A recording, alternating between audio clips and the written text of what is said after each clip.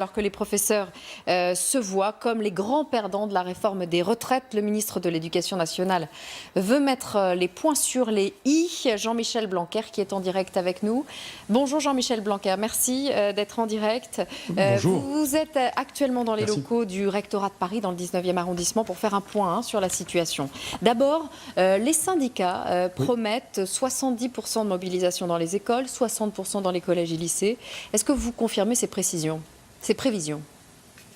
Non, nous avons là, en ce mercredi, des chiffres assez consolidés sur le premier degré, puisque pour les écoles primaires, les professeurs disent à l'avance s'ils seront grévistes. Et donc ce chiffre à l'échelle nationale est de 55%. Il est plus élevé à Paris, qui est l'académie la plus mobilisée sous l'angle de la grève. Donc c'est d'ordre de 78% à Paris, mais à l'échelle nationale, c'est 55% pour le premier degré. Pour le second degré, les chiffres sont moins robustes, mais généralement ils sont légèrement en dessous, donc on peut s'attendre à quelque chose comme 50% dans le second degré. Donc les syndicats gonflent les chiffres de la mobilisation? Ça peut leur arriver. Les enseignants se voient comme les grands perdants de la réforme des retraites. Des simulateurs mis en ligne ces derniers jours par les syndicats enseignants indiquent que leur pension pourrait baisser de 300 à 900 euros. Est-ce que là encore vous démentez? Non, c'est vraiment totalement faux. Donc là, c'est vraiment message que je souhaite donner de manière très claire. Ces simulateurs n'ont aucun fondement parce qu'ils simulent des choses qui ne sont pas encore décidées. Donc, si vous voulez, c'est un peu triste que des organisations qui, par ailleurs, sont autour de la table et qui savent ce que je suis en train de dire, puissent sortir de tels simulateurs qui sont faits pour faire peur, alors que précisément, l'engagement que nous avons pris, et le président de la République a été très clair dès la fin du mois d'avril, à la sortie du grand débat sur ce sujet, l'engagement que nous prenons, c'est justement qu'il n'y ait pas une baisse des pensions. Si nous faisons une réforme, c'est précisément parce que nous voulons que dans le futur, pas seulement au cours des prochaines années, parce que ça, c'est relativement facile à garantir, mais aussi au cours des prochaines décennies, nous réussissions à ce que les pensions ne baissent pas en France. Et pour ça, vous savez, il y a trois facteurs. Il y a le montant des pensions, il y a le montant des cotisations, et il y a l'âge. Nous ne voulons pas baisser les pensions, c'est justement tout le travail que l'on fait. Donc ces simulateurs sont faux. Deuxièmement, nous ne voulons pas augmenter les cotisations, en tout cas pas trop, parce qu'elles sont déjà assez élevées. Et en troisième lieu, la question de l'âge, c'est justement ce qui se discute au-delà de l'éducation nationale pour l'ensemble des Français. Et c'est sur ces points qu'il y a encore de la discussion, notamment sur le moment où la réforme entre en vigueur, pour quelle génération. On part de la génération 1963 aujourd'hui, mais ça pourrait être peut-être un peu plus tard. C'est ces points qui seront précisés par Jean-Paul Delevoye le 9 décembre prochain, puis par le Premier ministre qui prendra la parole quelques jours plus tard. Donc en réalité, il y a aujourd'hui une réforme courageuse dont les buts sont très clairs. C'est plus d'égalité entre les Français grâce à la réforme à points, plus de simplicité aussi grâce à la retraite à points, puisque ça permet de mieux prévoir pour chacun, même quand on a changé de métier dans sa vie, ce que l'on va avoir comme retraite ultérieurement. Donc c'est une réforme qu'on pourrait... Vous nous dites, pardon, les simulateurs sont faux, donc vous nous dites en gros que les syndicats véhiculent des fake news. Écoutez, je ne vais pas employer des formules trop à l'emporte-pièce, mais le fait est que je dis à chacun, ne croyez pas ces simulateurs, ça n'est pas exact. Et d'ailleurs, moi-même, je ne suis pas en mesure de donner un simulateur, puisque justement, nous discutons actuellement avec les syndicats des paramètres qui nous permettront ensuite de faire les simulations. Donc, le moment venu, nous sortirons des simulations et ce sera clair pour tout le monde. Mais à ce stade, c'est beaucoup mieux qu'un simulateur, ce que je vous dis. Ce que je vous dis, c'est qu'il n'y aura pas de baisse des pensions.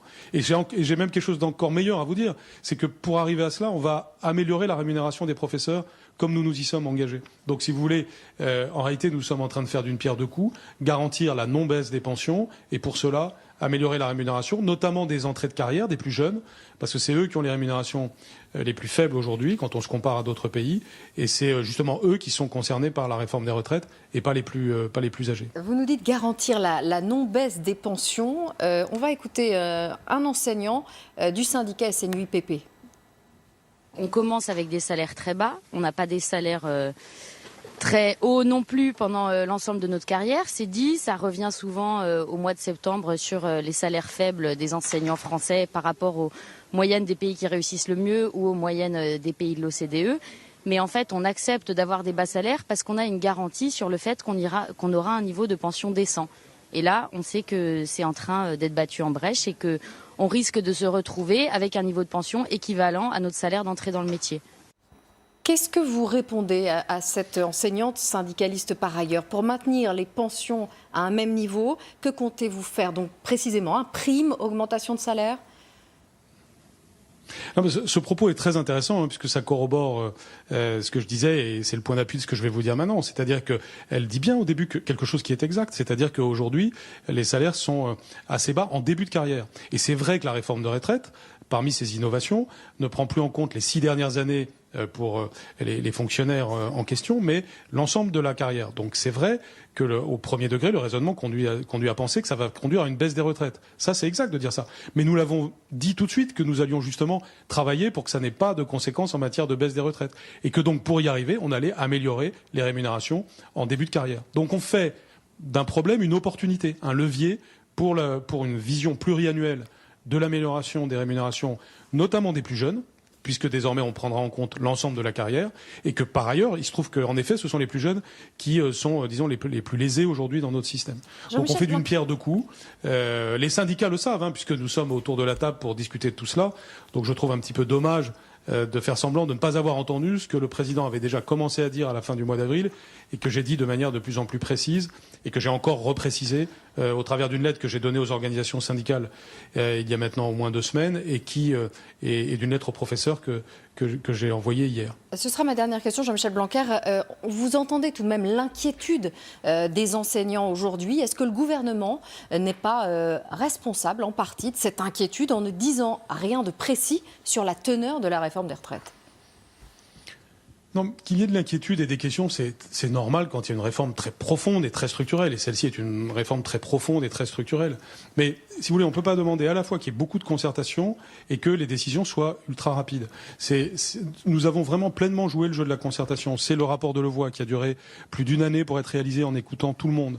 C'est ensuite, depuis le mois de septembre, du dialogue social secteur par secteur. C'est ce que je fais moi-même dans mon domaine, l'éducation nationale, avec des réunions mensuelles avec les syndicats sur cette question qui ont vocation à se poursuivre encore parce que nous rentrons dans le détail de la situation de chaque catégorie. C'est des choses très précises et très techniques.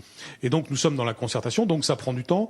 Donc si vous voulez, c'est paradoxal qu'à certains moments on nous dise vous êtes trop vertical, vous prenez des décisions trop rapides. Puis quand on fait de la concertation qui permet justement d'écouter pour avancer pas à pas en écoutant tous les arguments, qu'on nous dise c'est trop lent. Donc chacun doit choisir un des 2 arguments, mais pas les 2 à la fois.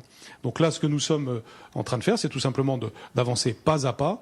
Et vous le savez, le 9 décembre, donc les choses sont dites à l'avance aussi, le 9 décembre, c'est-à-dire très bientôt, Jean-Paul Delevoye dira les prochaines avancées, les prochaines précisions. Et puis le Premier ministre s'exprimera quelques jours plus tard, ce qui permettra notamment d'avancer sur la question du moment des générations concernées par la réforme de retraite. On était parti de l'idée de 1963, ça risque d'être un petit peu plus tard, ce qui signifiera que les générations nées avant ne sont pas concernées, que les autres y rentreront progressivement, mais qu'elles seront aussi concernées par l'amélioration des rémunérations. Merci beaucoup, merci Jean-Michel Blanquer d'avoir été en direct avec nous sur LCI.